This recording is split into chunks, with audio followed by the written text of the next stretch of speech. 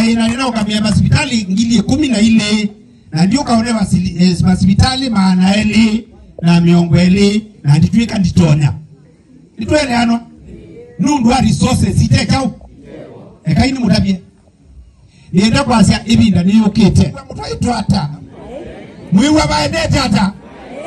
baendete ata niliajiriwa kama waziri wa afya na nikitoka Nairobi kwa sababu nilikuwa CEO wa Kenya Medical Practitioners and Health Board.